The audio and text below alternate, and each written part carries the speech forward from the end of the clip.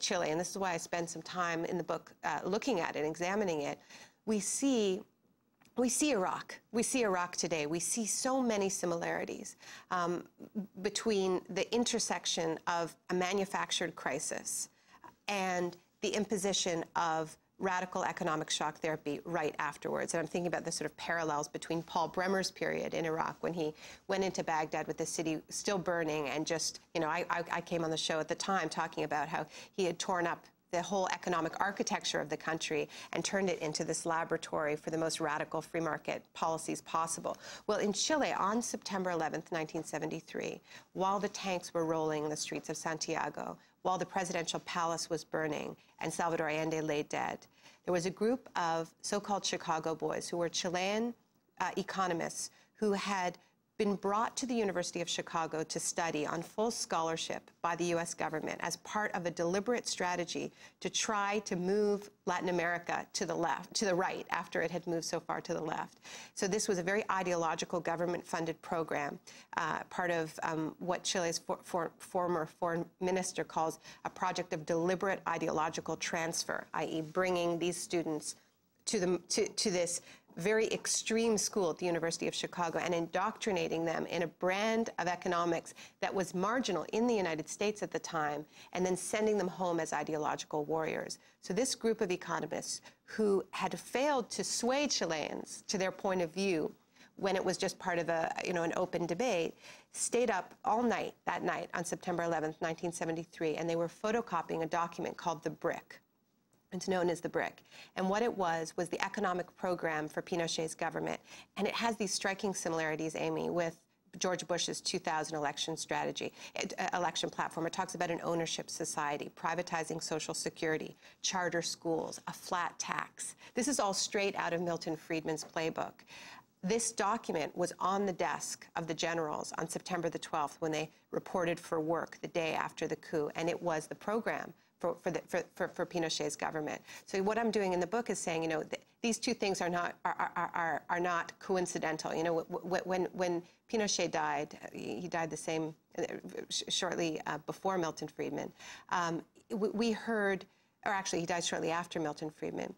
We heard this narrative, you know, in places like the Washington Post and the Wall Street Journal of course, we disapprove of his human rights violations and this sort of, you know, shaking of fingers at the atrocities that we know about in Chile.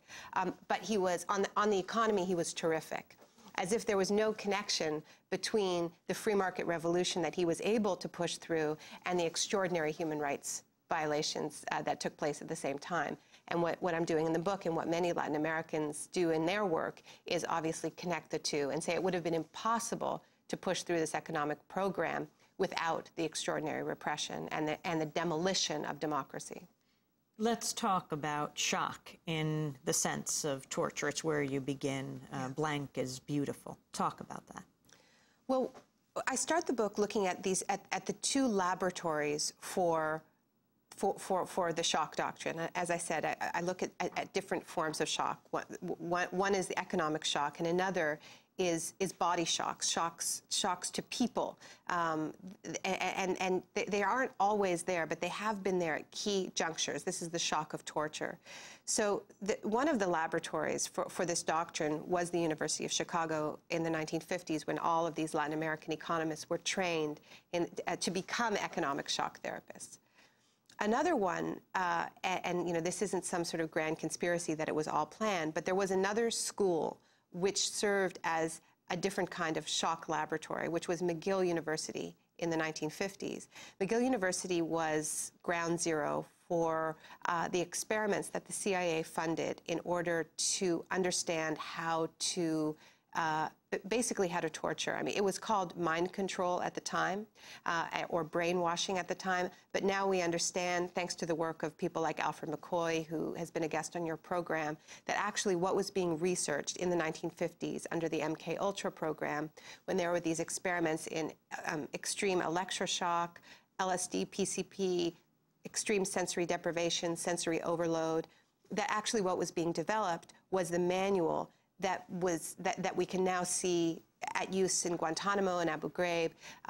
This is a manual for unmaking personalities, for total regression of personalities, and creating that window of opportunity where people are very suggestible, as we saw in the film. So McGill, in part because I think it was seen by the CIA as easier to perform these experiments outside the U.S. McGill in Montreal. McGill in Montreal, at the time, the head of psychiatry was a man named Ewan Cameron. He was actually an American citizen. He was formerly head of the American Psychiatric Association, which I think is quite relevant to the debates going on right now about complicity in the psychiatric profession with current interrogation techniques.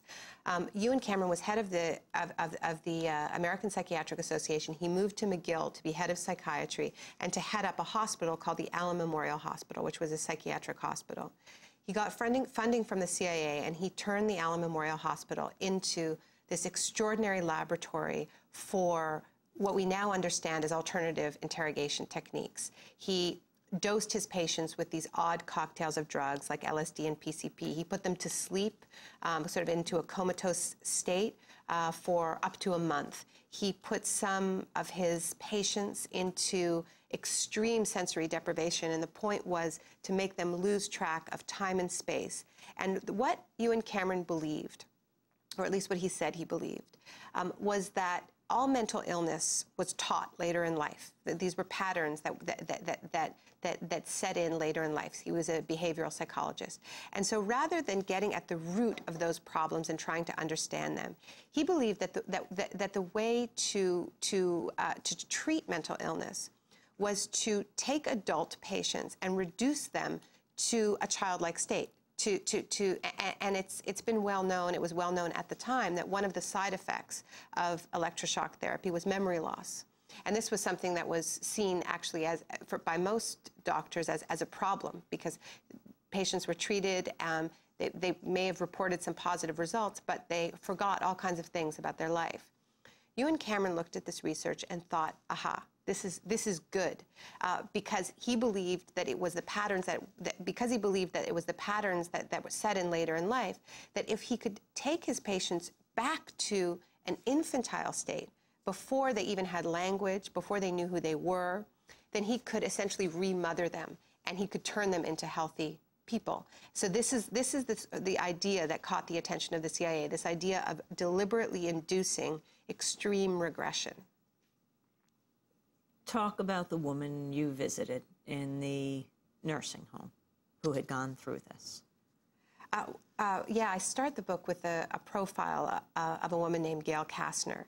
Gail Kastner was one of Ewan Cameron's patients, and I read about her because she successfully sued the Canadian government, which was also funding Ewan Cameron.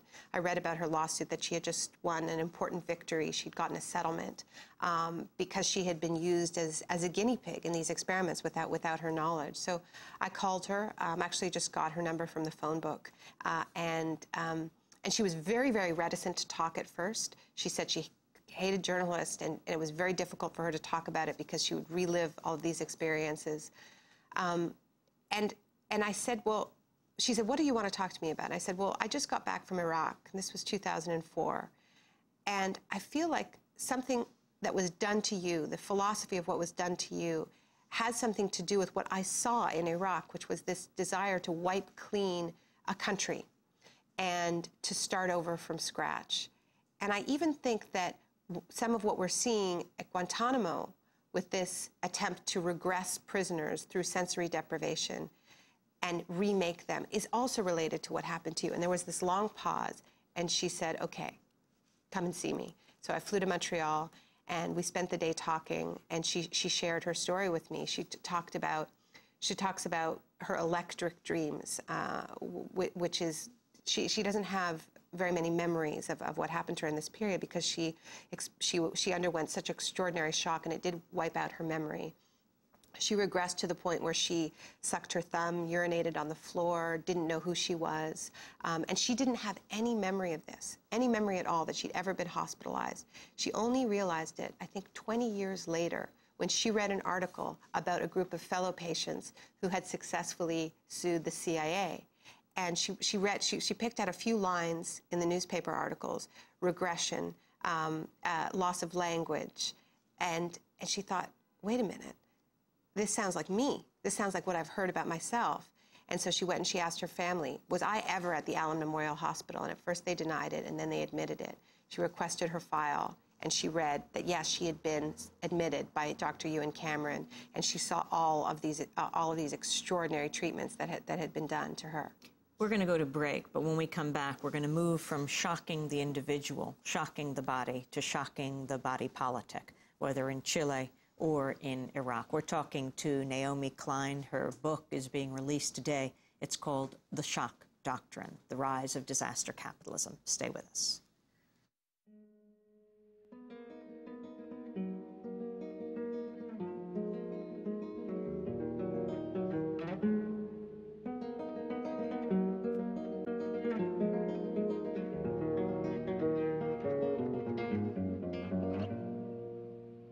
Aprieto firme mi mano y hundo el arao en la tierra. Hace años que llevo en ella como nuestra gota.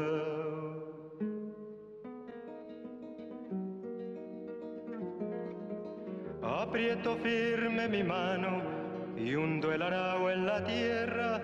Hace años que llevo en ella como nuestra gota. Vuelan mariposas, cantan grillos, la piel se me pone negra y el sol brilla, brilla y brilla. El sudor me hace surcos, yo hago surcos a la tierra sin parar. Vuelan mariposas, cantan grillos, la piel se me pone negra. The great musician Victor Jara. Victor Jara died in the days after September 11th in Chile, killed by the Pinochet forces. This is Democracy Now!, democracynow.org, the War and Peace Report. Our guest for the hour, Naomi Klein, author of The Shock Doctrine. It's coming out today, The Rise of Disaster Capitalism. I want to move from the individual body being shocked to the body politic. You talked about Chile. Let's talk about Iraq, the privatization of war in Iraq. We have this breaking news out of Iraq today. The Iraqi government says it's pulling the license of the U.S. security company Blackwater over its involvement in a fatal shooting in Baghdad on Sunday. Interior Ministry spokesperson Abdul Karim Khalaf said 8 civilians were killed and 13 wounded when security contractors believed to be working for Blackwater USA opened fire in a predominantly Sunni neighborhood of western Baghdad. Khalaf said, quote, "We have canceled the license of Blackwater and prevented them from working all over Iraqi territory. We will also refer those involved to Iraqi judicial authorities." It was not immediately clear if the measure against Blackwater is intended to be temporary or permanent. Naomi Klein, take it from there. Well, that's an extraordinary piece of news. I mean, this is really the first time that one of these mercenary firms may actually be held accountable. You know, as Jeremy Scahill's written in his incredible book, Blackwater, The Rise of the Most Powerful Mercenary Army, the real problem is you know, there haven't been prosecutions.